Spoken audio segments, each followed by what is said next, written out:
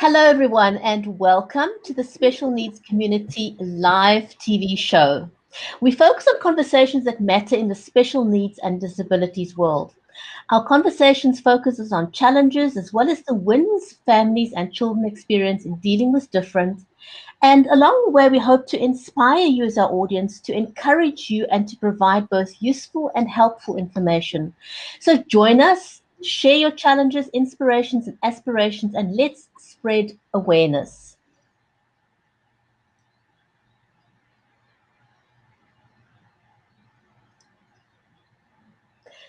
Hello, Mary. How are you today? Good. I am great. How are you doing? I'm great. Hello, everyone. I'm Brigitte Limbanda from Cape Town in South Africa, and I am the host and producer, and Mary is my co-host. Yes, Mary Elizabeth Jackson, and I am in Tennessee. And we're very excited today to have an interview, a guest on today, Anne Marie Clark. And she is the mom of she's just an absolutely precious child. Annabelle is her name, and she has Down syndrome. And we both thought it would be wonderful to have Anne Marie on and let her come on and kind of talk about what it's like to be a mom with a child going through that whole process, and what do they do every day, and what do they see that works. And Annabelle's dad is a doctor, and so he has lots of information as well. And I thought that, and you thought too, we thought it'd be really great to have Anne Marie on and just kind of share that awareness with others. What is it like, and how do they get through as a family? Annabelle, she's such a thriving child, and she's in a really great learning environment that is supporting her as she's growing. So it does make a difference for any kind of child in the world. Having that loving support helps them grow. It makes such a huge difference, doesn't it? Oh, absolutely. So, by way of introduction, Anne Marie has been involved with the Down Syndrome Association of Middle Tennessee since the birth of her daughter Annabelle, as you mentioned, in 2013. And Anne Marie is the current president for the board of their directors. The Down Syndrome Association of Middle Tennessee serves over 40 counties in and around Middle Tennessee and supports individuals with Down syndrome as well as their families. Anne Marie has also published 3 novels and is the practice manager of her husband Russell's medical practice, the Clark Family Practice. So she lives in Nashville, Tennessee with a husband, daughter, 3 Dachshunds, and 3 cats. Shall we welcome her to the show? Absolutely.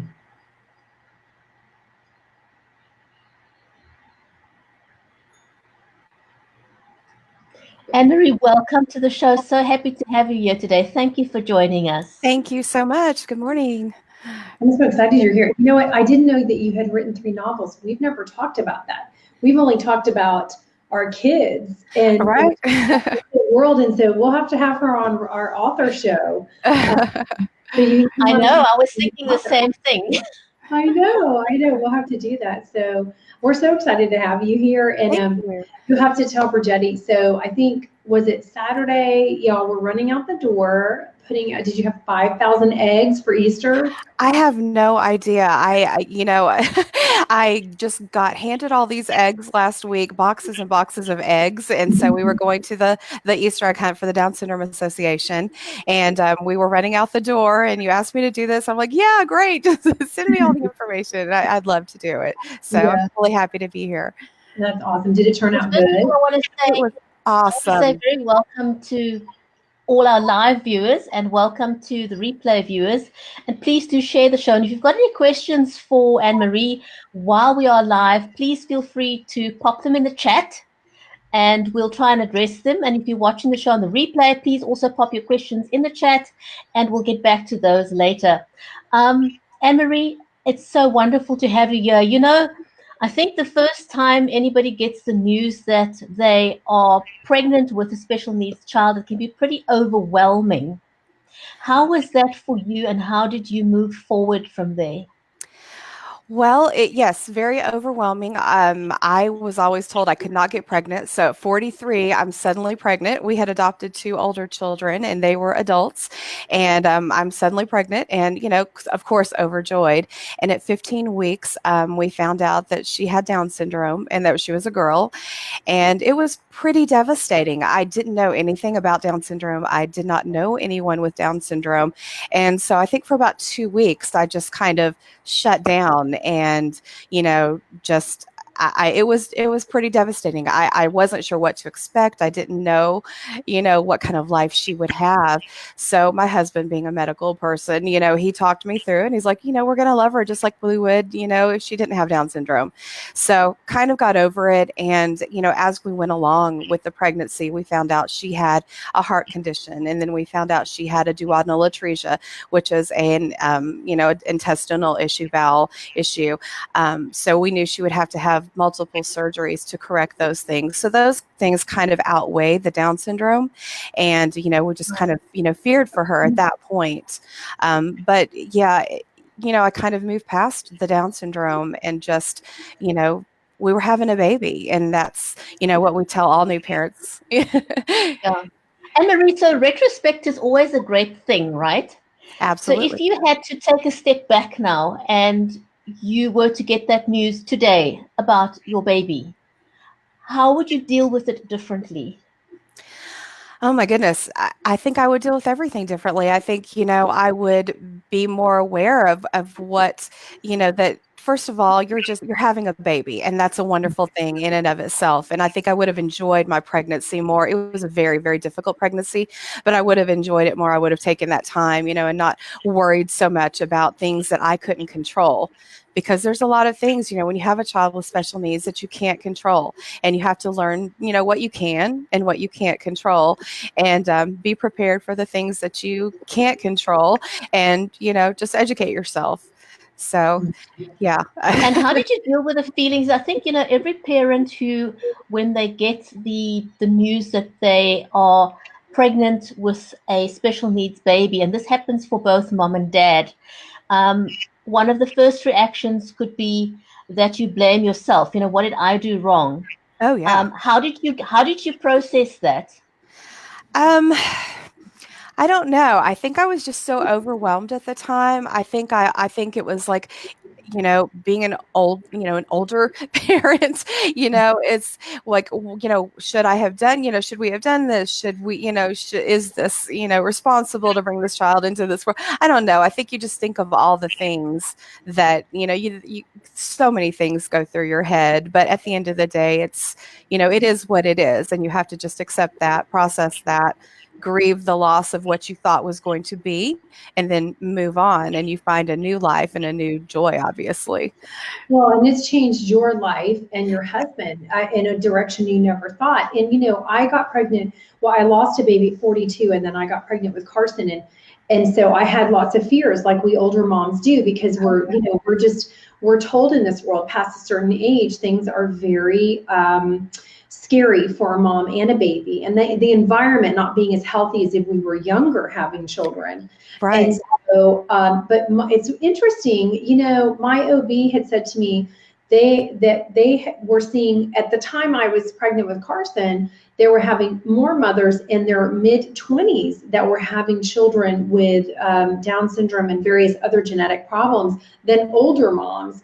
So I don't know if she said that to me to calm me down and help me just to not worry so much. And I did do genetic testing, because obviously at 43 and 45, they're going to insist that we do those kind of things. Yes. Yeah. So, but I thought that was interesting that those statistics, at least at that point, 5 years ago, almost 6 years ago, were a younger parent having issues, or having a child that had, challenges. So. Well, I think a lot of it is, the younger people are the ones having the most children. And so I think that's why the statistic might be skewed slightly. But yeah, I mean, it is true that the older you get, the higher your chances are of having a child with Down syndrome. That's certainly true. But I think in our organization, most of the parents are probably in their 20s and 30s, who are having the children. That's So, interesting. Did your husband And so change? how does Did he change his medicine direction? because her husband's a doctor. So He's a nurse practitioner. Yes, he has been a registered nurse since 1990. So he always had wanted to go to, back to school and become a nurse practitioner. I think Annabelle definitely was, pushing him just because of the way healthcare is going. And that's, a whole nother discussion. But, he wanted, to make sure that she was taken care of and, should anything happen that he would be able to take care of her. But yeah, she was definitely absolutely a motivating factor for sure. And if you had, if when new parents come to you and now through your organization, what is the first advice that you give to them? Well, the very first thing that we say is congratulations, because we're excited. You're having a baby, like I mentioned earlier. Actually, our organization, I don't know if you could see it, has put together this. Hold on a second. I'm going to put you on full screen. Okay. There we go. Okay, so this book is a new parent handbook, and it has all updated information regarding Down syndrome. It's got tons of resources in it. Our organization actually put this together because there was so much bad information out there on the internet. So our organization, we give them this obviously when they first become pregnant or they first had a baby. We throw baby showers for all the new and expecting moms twice a year. We welcome them with open arms into our community and just surround them with love and support, and it's just a wonderful environment. It just kind of takes their fears away. You see them walk into the baby showers and they're very nervous right off the bat, and then they leave, and I think they just they just can kind of breathe. And other kids are there. Annabelle is there. I usually co-host it, and they can just see all the happy kids and that they're just regular kids. Anne-Marie, you mentioned an interesting thing about there being misconceptions out there about Down syndrome. Can you name one or two things that are wrong that people should know about Down syndrome? Let's see, that they will never read and write, that they will never go to college, that they will never drive, they'll never live alone, they'll never lead a productive life. My daughter is in kindergarten and she reads. I think she's like at a kindergarten or first grade reading level right now. She is extremely intelligent. Her speech is a little bit delayed, but it's getting there. And, with work, and we work very hard at home, but these things, back in the day when all of these statistics were probably, written, was back when people used to institutionalize their loved ones with Down syndrome, and they didn't have the opportunities available to them. So, inclusion and, all these opportunities that are available now has really been a huge game changer. So in terms of integration, would you say that children with Down syndrome should be separated from mainstream? Absolutely not. They should be fully integrated. There's been tons of research and studies done, and children with any kind of special need do so much better when they're with their typically developing peers. They learn better. The typically developing peers are better people because of it. They learn acceptance and kindness. And, Annabelle is in a class with two girls with Down syndrome, her and one other girl. And then there's 6 boys in the class. And these boys they all just dote on these two girls and help them and encourage them. And they just see them as sweet little girls, like little sisters. And so inclusion is huge. Definitely need more inclusion in this world. Yeah, absolutely. There's a win-win for both sides. Absolutely. Because a lot of children on the spectrum, I've seen it in my own life, but it seems like, and I may go along with language delay, I'm not sure, they mimic a lot of everything that they see around them, more so than maybe a typical child might. So it's really great for them to see, okay, so like I know my little guy, it was interesting. We had to teach him how to play with toys because he didn't understand it when he was little. And most children kind of grasp, a typical child will grasp how to play, or they might have an older sibling to watch, play with toys, but we had to teach him how to do that. And then, but the mimicking and the mirroring is such a great thing. And yes, teaching children compassion early in life, and that, hey, you know what? This is just another kiddo beside you. Come on, let's go, and let's throw the ball and let's color and whatever we do when we're little. All that stuff. Yeah, absolutely. And Anne-Marie, human nature, I want to ask this question because it's something that parents may find overwhelming as well. When you have a special needs child or Down syndrome child, human nature is when you pass somebody with a baby, you stare. How do you cope with that overwhelm of people staring at your baby and looking at you as if you did something wrong? I can honestly say I don't think I've ever experienced anyone thinking or saying, I don't know if they have, that I did something wrong. Most everybody stares at Annabelle because she's cute, and she goes up to people and she says hi to them, and she's just a very friendly child. I think the one time I can honestly say I felt uncomfortable. We were in a restaurant and she was a baby and she was tube fed at the time, and she threw up, like, just her food. Every time she would eat, she would get like this reflux and she would throw up. And we were in a pretty nice restaurant and I felt the stares, and I just, we left and I felt very humiliated, and people were staring. Nobody was like jumping in to help or anything. But I think if you do experience that, say hi. We just say hi to people. If anybody's looking at us, we go hi. It just kind of breaks that ice. And some people have asked questions, and I found that a lot of people are, they're very just curious, but they have a loved one with Down syndrome, or they've known somebody with Down syndrome, and that's merely why they're staring. It's not meant to be, there's no ill intention with them. They just look at her and smile, and, they say, oh, I knew somebody, or I have a cousin or a brother. We encounter that a lot. Sure you do. Yeah, and it's children. Children tend to have that question. Especially, I find children who are on the spectrum tend to ask those questions more than maybe another child might not say anything. Like, mommy, look at that little girl over there. Look at that little boy, or what are they doing? Or like if a child's in a wheelchair. Kids are really curious and they don't understand. And so sometimes they do ask those questions that appear inappropriate. But that's our responsibility as parents, is to teach them that it's okay.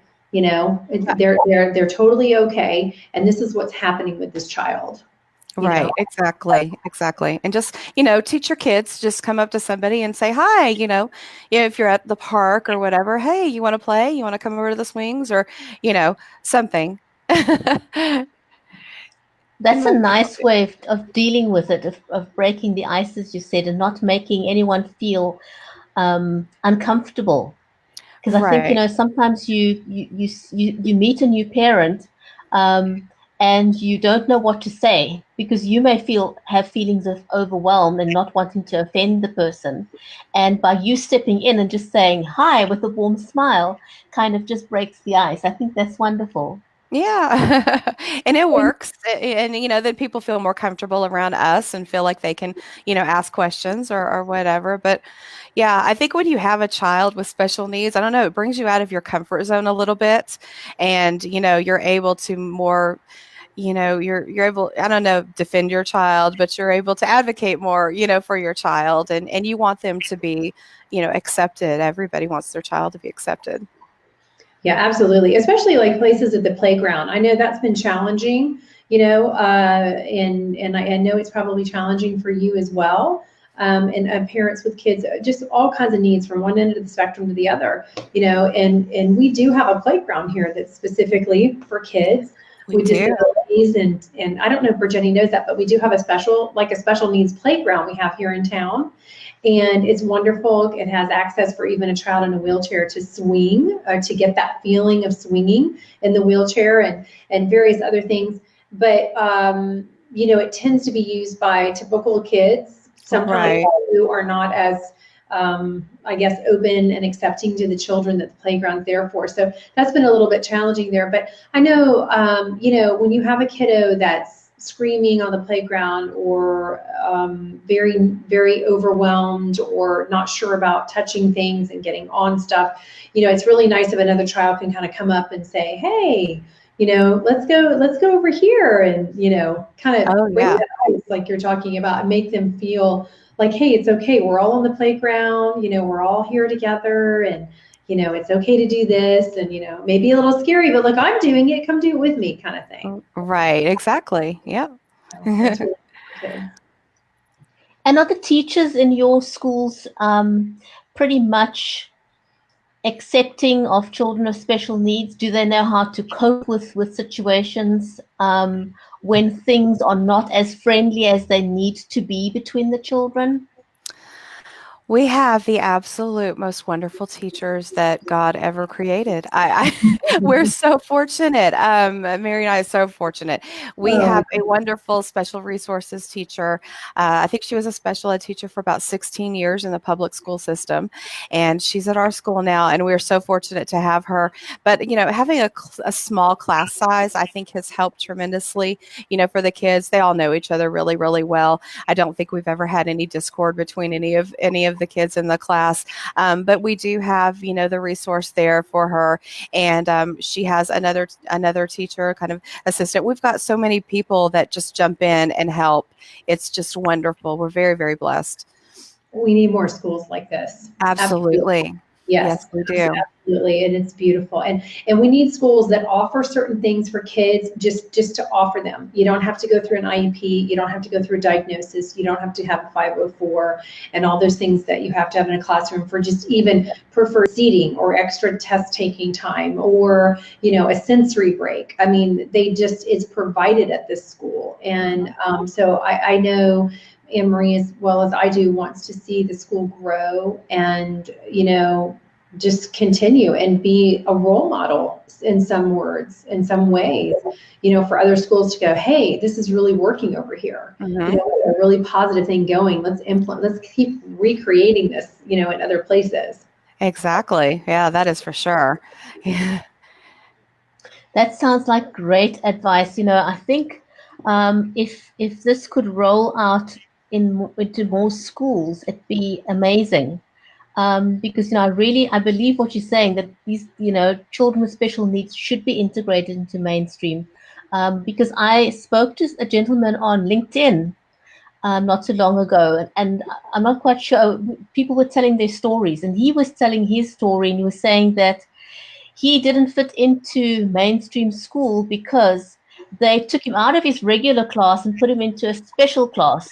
And Mm-hmm. he says that made him feel that he was different, that he was not capable of reaching heights that other kids did. And, it just created feelings of angst in him, and he couldn't perform in school. And so he left school at a very young age. Mm-hmm. Um, Fortunately for him, he had this natural love for cameras and videos, and that's what he started doing. And in fact, he actually never went to school. He said he tried to go back when he was about 13, and that didn't work so well again because he felt he was hitting a brick wall, because he was different. Mm-hmm. Um, and obviously, this is a while back, and things have changed in schools and so on. And at the age of 19, he now had exemption because of his age. And he says he thought, well, he'll now go to college and try and get, a degree of something to validate what he had learned. And he said he tried it for a while. And the interesting thing was, even though he had not done regular school, he passed 100% entry levels for college, which was amazing.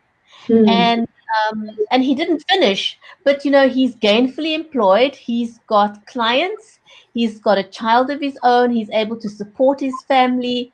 And I thought, what a wonderfully heartwarming story. That's um, wonderful. Yeah. Yeah, it's amazing what they can do. I have a cousin with cerebral palsy. He was born with, and it was very hard to walk and everything. But he went to college. He lives on his own. They have fixed his car so he drives. He has a job.